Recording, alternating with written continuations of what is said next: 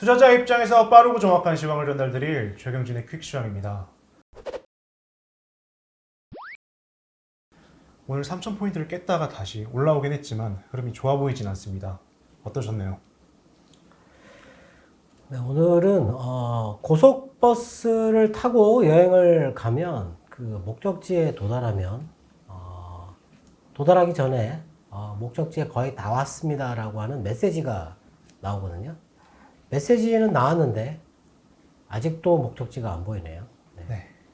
오늘도 바로 질문 드리겠습니다. 오늘은 지난주 금요일 해외 시장에 기대감이 있었는데 초반에는 걱정될 정도로 하락을 했습니다. 어떤 악재였을까요?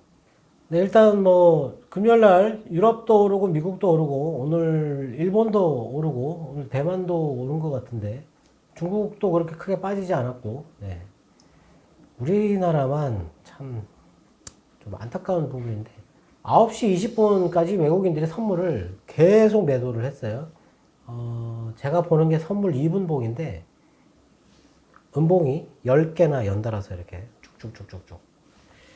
그런 상황에서 주식을 매수를 할 수 있을까 싶기도 한데 오늘 선물을 그렇게 팔았다가 그걸 다시 또 다 되돌렸어요. 원점으로 되돌렸다가 플러스로 들어갔다가 12시 40분 정도에 다시 조금 꺾이긴 했는데 매도로 가지는 않았습니다. 근데 그 초반에 선물을 매도할 때 기간의 코스피 매도가 5천억 정도까지 4천억 돌파하고 나서 5천억까지 가고 나서 선물이 올라가는데도 불구하고 기관은 그거를 회수를 하지 않았어요. 네, 계속 그 상태에 있었다.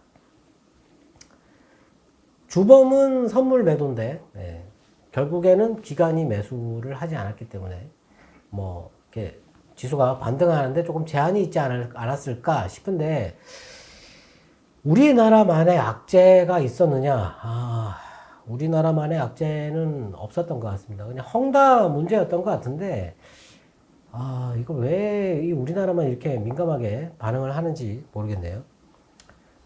일단 지난주에 그 미국의 소매 판매가 0.7%가 나왔어요. 그 이전치가 0.9%였는데 전망이 마이너스였거든요. 근데 0.7이 나왔으니까 좋게 나왔다. 뭐 이렇게 얘기를 했고, 그리고 이걸 뭐 연간으로 따지면 13.9%, 작년 대비해서 13.9%나 소비가 증가한 거다. 근데 이것도 뭐 이전이 15%였으니까 그보다 조금 낮다라고 보여지지만 그래도 여전히 높은 수준을 유지하고 있다라고 보면 될 것 같고, 미국의 9월 수입 물가 지수 같은 경우는 9.2가 나왔습니다. 이전이 8.9였는데 중국에서 생산자 물가 계속 올라가니까 미국의 수입 물가도 계속 올라가는 거죠. 이렇게 올라가니까 이제 인플레이션이 자꾸 이렇게 올라간다 이렇게 예상을 하는 건데 아직은 뭐 그런 큰 충격은 없다 이렇게 보면 될 것 같고, 뉴욕의 엠파이어 스테이트 제조업 지수 같은 경우가 19.8로 떨어졌어요. 34.3이었는데 크게 떨어졌습니다. 이게 뭐 계속 이게 등락을 하고 있어요. 지금 현재. 네. 이제는 뭐 코로나 때문에 이렇게 떨어지는 일은 없을 것 같은데 아마 이게 뭐 물류나 아니면은 뭐 그 반도체 뭐 이런 쪽과 연관이 있을 수 있다 이렇게 보면 될 것 같습니다. 일단 뭐 이거는 충격이 없었던 것 같고, 그리고 미시간대 소비자 신뢰 지수 같은 경우도 71.4로 72.8에서 떨어졌고, 기업 재고는 0.6으로 네, 변화가 없었다. 네. 뭐 크게 봐가지고는 미국 지표에는 큰 문제가 없는데 지금 정치적으로 문제가 좀 있다. 뭐 친환경 에너지 관련돼 가지고 지금 바이든이 추진하고 있는 인프라 법안이 자초될 위험이 있다. 이런 뉴스가 있었어요. 네. 그게 지금 그 반대하고 있는 그 민주당의 의원이 그 소속된 지역이 석탄이 많이 묻힌 곳이라고 하는데 이제 친환경 그거 하면 여기 다 죽는다라는 거죠. 네. 그래서 뭐 결사 반대 뭐 이렇게 하는 것 같은데 오늘 그 미국의 그 물류 대란 관련해가지고 부티지지 장관이 나와가지고 얘기를 했는데 인프라 법안 약간 수정할 필요가 있다. 지난주에 발표한 그 해소, 지금 서쪽 항만에 조치가 내려진 그거 가지고는 해소가 안 된다. 뭐 이런 얘기를 했어요. 네. 지금 미국이 뭔가 지금 정치적으로 빨리 풀어야 할 이 과제들이 많은데 그게 진척이 지금 안 되고 있는 게 조금 안타깝다. 이게 아마 11월 중순 정도에 실적 발표 끝나고 나면 이게 이제 하두가 되는 거거든요. 단기적으로는. 물가가 계속 있지만 물가는 뭐 일단 내년 저쪽에 가야 되는 거고, 그 전에 이제 정치적으로 해결해야 될 부분이 12월까지 실적 발표 끝나고 나면 12월까지 계속 영향을 줄 거다. 근데 지금 이게 해결될 조짐이 지금 현재 안 보인다. 이런 게 좀 아쉬운 부분이죠. 근데 이것 때문에 우리나라 시장이 오늘 빠졌다. 이렇게 보기는 어렵겠죠. 네. 그리고 미국 증권거래위원회에서 비트코인 ETF 상장을 승인했다. 뭐 이런 얘기가 있어요. 네. 근데 이게 뭐 현물을 사는 게 아니고 선물을 사서 거래하는 건데 지금 비트코인이 계속 올라가고 있다. 뭐 여러 가지 자산이 올라가는 거는 다 좋은 겁니다. 네. 좋은 건데 우리는 영향이 없다. 네.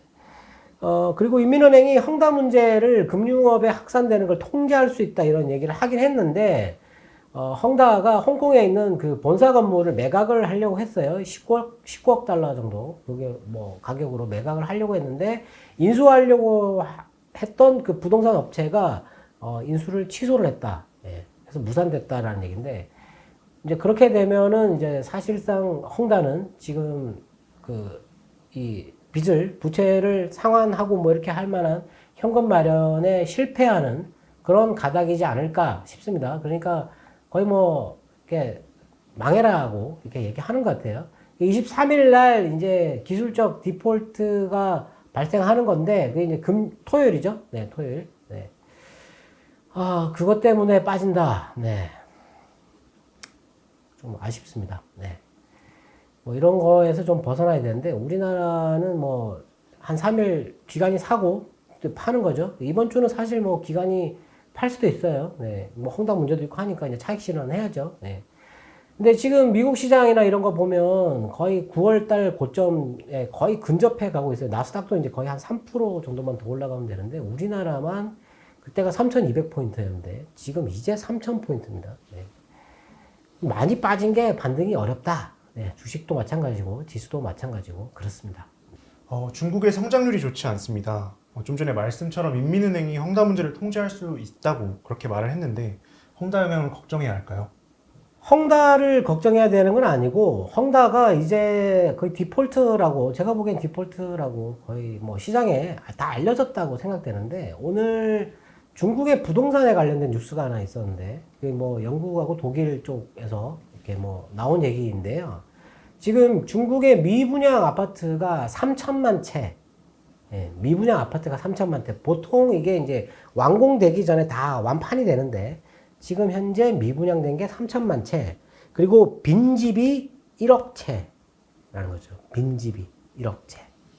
이 미분양된 3천만 채에 들어가는 인구를 한 8천만 명 정도로 예상하는데 독일 인구라고 똑같다라는 거예요. 그래서 뭐 오늘 유럽에서 그런 게 나왔어요. 그래갖고 CNN인가요? 네. 하여튼 그쪽에서 보도가 있었던 것 같은데,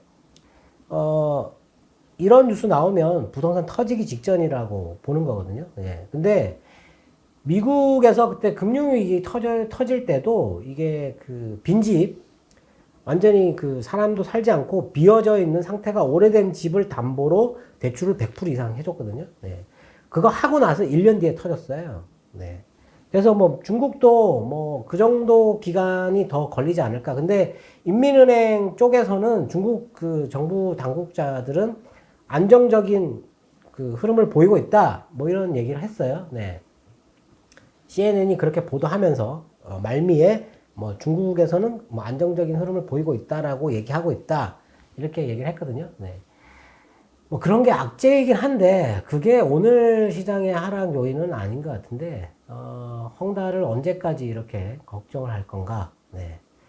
뭐 우리나라는 사실 헝다에 대해서 오늘 뭐 그 국내 뭐 전문 기관에서도 헝다가 미치는 영향은 제한적이다 이렇게 얘기를 했었는데 아직까지 그 우리가 중국의 부동산 시장하고 좀 연결이 돼 있어요. 예. 직접적인 연결은 아닌데 이 투자를 한 사람들이 우리나라 부동산을 많이 샀다라는 거죠. 우리나라에 지금 중국인들 부동산 보유가 계속 증가하고 있는데 이거 안 좋은 거거든요. 네. 근데 이게 영향을 줄 수는 있는데 아직은 아니다. 네. 지금 겁먹을 필요는 없다. 이것 때문에 매도를 했다면 뭐라고 할 말이 없습니다. 네. 오늘도 업종별로는 호재가 많았던 것 같습니다. 23일 헝다가 디폴트가 난다면 목요일까지 매도하는 게 좋을까요? 네, 아무래도 뭐 금요일 날에는 이제 그 금요일 토요일 전이니까 아마 매도가 많을 거라고 생각을 하고 목요일 늦어도 목요일까지는 매도를 하는 게 낫지 않을까 싶은데 오늘 그 중국의 3분기 성장률이 4.9%가 나왔어요. 이게 지난 그 2분기가 7.9였는데 4.9가 나왔습니다. 이게 경착륙이잖아요. 경착륙. 근데 오늘 중국이 많이 안 빠졌잖아요. 네. 사실 이게 11시에 발표됐는데 그때 이게 주가가 회복하고 있었어요. 이렇게 쭉. 이게 나오고 난 뒤에도 올랐거든요. 미국의 선물도 11시 반 이후에 꺾였는데 우리나라는 계속 타고 쭉 올라가다가 12시 40분에 꺾였어요. 이게 방향을 바꾼 시간이 미국 선물이랑 우리나라랑 뭐 이게 안 맞다. 예. 이게 뭐 어느 정도 예상을 하고 있었다라는 얘기인 것 같은데 중국의 성장률이 뭐 물론 이게 성장률이 떨어지니까 이게 스태그플레이션이 아니냐 뭐 이렇게 얘기를 하고 있는데 하여튼 뭐 이런 악재가 나왔는데도 불구하고 시장에 그렇게 큰 충격이 없었다. 그리고 9월 산업 생산 같은 경우도 3.1%, 이게 이제 이전치는 5.3%였는데 3.1%, 이게 전망치도 4.5%, GDP 성장률도 전망치가 5.2%였는데 4.9%. 이게 전망을 어느 정도 낮게 잡았는데 그보다 더 낮게 나오긴 했는데 뭐 전망치하고는 그렇게 크게 차이가 나지 않으니까 충격이 좀 없지 않았을까 싶고, 대신에 9월 중국의 소매 판매는 4.4%가 나왔어요. 이게 이전이 2.5%였거든요. 근데 4.4% 증가한 거죠. 이게 이제 호재가 되지 않았을까 싶은데, 이런 걸로 따진다 그러면 오늘 중국 시장의 그 하락은 그 A50인가요? 그 지수의 하락은 오늘 기준 모태주가 그 급락을 했거든요. 시가총액 상위 1위 주인데 이게 아까 보니까 6%가 빠졌더라고요. 네. 해외 펀드에서 일부 외국인들이 비중을 많이 줄였다라는 거예요. 줄였다고 해가지고 주가가 빠졌다. 예. 이게 뭐 아무런 상관없는 거잖아요. 이게 뭐 중국이 그렇게 빠지든지 말든지 우리하고 아무 상관없는 건데. 네. 오늘 외국인도 물론 아침에 선물 매도가 이해가 안 가고, 기관도 5천억 팔아가지고 이걸 회수하지 않은 것도 이해가 안 가고 그렇습니다. 물론 뭐 이번 주는 조심을 해야 되는 주니까 뭐 그렇다고 생각을 해야 되겠죠.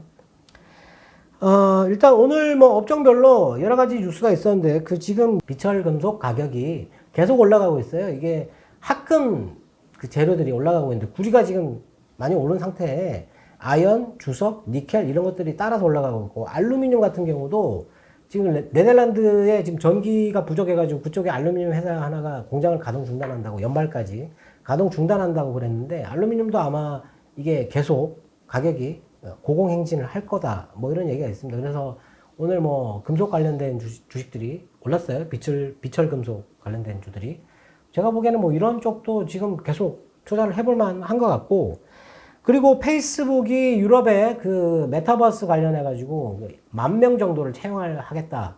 우리나라에 뭐 지금 메타버스 그 ETF도 나왔는데 그쪽 주식들이 계속 올라가고 있고, 그리고 오징어 게임 그거 만든 회사가 지금 새로운 드라마를 또 냈죠. 그래가지고 4위인가요? 뭐 이렇게 기록을 했다. 뭐 이렇게 해가지고 오늘 또 뭐 그런 쪽으로 올랐고, 게임주들 같은 경우도 최근에 뭐 카카오 게임즈, 펄어비스, 그 다음에 뭐 저기 CJ ENM도 계속 흐름을 유지하고 있고, 예. 좋은 상태인 것 같고, 그리고 영국도 그 프랑스 따라서 원전 투자를 확대하겠다. 이게 이제 아마 유럽에서 지금 가스가 이게 부족해가지고 가격이 급등하니까 이거 뭐 어떻게 대책을 마련하는데 원전 쪽으로 가는 것 같아요. 오늘 롤스로이스도 이쪽 소형 모듈 원전 투자를 확대하겠다 뭐 이런 식으로 발표를 했는데, 아마 원전 쪽이 아마 앞으로 전기가 지금 전기차가 계속 나오는데 전기차 판매량이 증가하지 않습니까? 그럼 이게 전기가 어디서 충전할 겁니까? 그러니까 발전소를 더 지어야 되거든요. 네. 근데 이게 화력 발전소 이런 거 지금 그 가동을 중단하게 되면 안 되니까, 그리고 가스 가격이 너무 올라가지고 단가가 안 맞고 뭐 여러 가지로 지금 상황이 원전을 추진을 해야 되는 상황인데, 우리나라도 뭐 계속 지금 이렇게 전기차 판매 계속 늘어나면 원전 쪽으로 지금 소형 모듈 원전 이거는 기존의 원전하고 많이 달라요. 이건 지하에다가 짓는 거고 기존의 원전에서 나오는 폐기물로도 운용을 하는 거거든요. 네. 그렇기 때문에 이거는 빨리 개발해가지고 기술을 선점하는 게 중요한데, 뭐 이런 쪽으로도 괜찮을 것 같고, 아까 나왔던 미국의 그 인프라 법안 그 통과 안 되는 거, 친환경 에너지 쪽에, 그거가 좀 악재로 지금 보이긴 하는데, 일단 뭐 그런 부분에 있어서는 친환경 에너지 쪽, 그런 부분에는 지금 조금 거리를 두는 게 나을 것 같고요. 그리고 지금 자동차, 반도체 뭐 이런 것도 뭐 계속 좋은 것 같고, 2차 전지 같은 경우는 뭐 오늘도 또 올랐는데, 네. 계속 가고 있죠. 네. 하여튼 뭐 그런 쪽으로 지금 호재가 있는 쪽으로 그 질문에 모멘텀이 뭐 인수나 뭐 투자나 증설이나 뭐 이런 거 외에 또 뭐가 있느냐.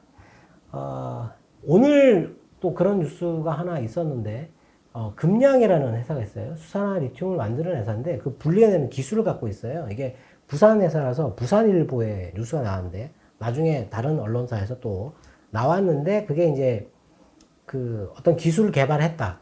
시제품이 스택, 그걸 만드는 스택, 수소 연료전지에 들어가는 거죠. 네. 그거를 시제품을 이달 안에 양산을 하겠다. 뭐 이런 얘기가 있었어요. 네. 그런 재료들. 네. 어떤 걸 발명했다. 이거는 재료가 안 됩니다. 왜냐하면 이거 발명을 했는데 이게 양산하기까지 얼마나 걸리느냐. 이거 보면 3년, 5년 이렇게 걸리거든요. 그래서 이거는 재료가 안 되거든요. 네. 근데 시제품을 양산했거나 아니면은 이거를 만들기 위해서, 발명한 걸 만들기 위해서 공장 가동 준비를 끝냈다. 뭐 이런 거. 예. 이런 게 좋은 뉴스죠. 그리고 지금 무상증자, 유상증자, 뭐 이런 거 지금 이제 기준일 되지 않습니까? 예. 이게 연달아 있으면, 특히 이제 하나마이크론 같은 경우도, 지금 유상증자가 다 돼 가는데, 유상증자를 받고 나서 무상증자를 하는 거니까, 이 유상증자를 받으려고 하는 수요가 많다라는 거죠.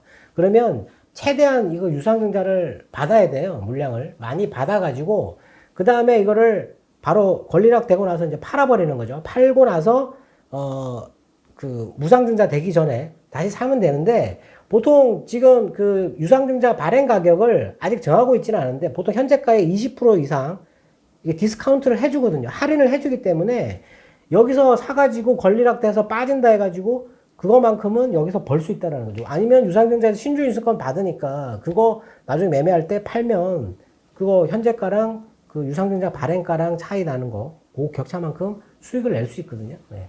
뭐 그런 것도 모멘텀이 될 수 있는 거죠. 네. 하여튼 뭐, 투자할 거는 너무 많은데, 네. 우리나라 시장이 너무 재미가 없다. 네. 아쉽습니다. 오늘도 투자자분들의 궁금증이 해소되었길 바라겠습니다. 네, 오늘은 좀 기대를 했는데 좀 실망이 큰데 수요일까지는 계속 기대를 해보겠습니다. 네, 저희는 내일 다시 인사드리겠습니다. 지금까지 최경진의 퀵슈왕이었습니다. 감사합니다.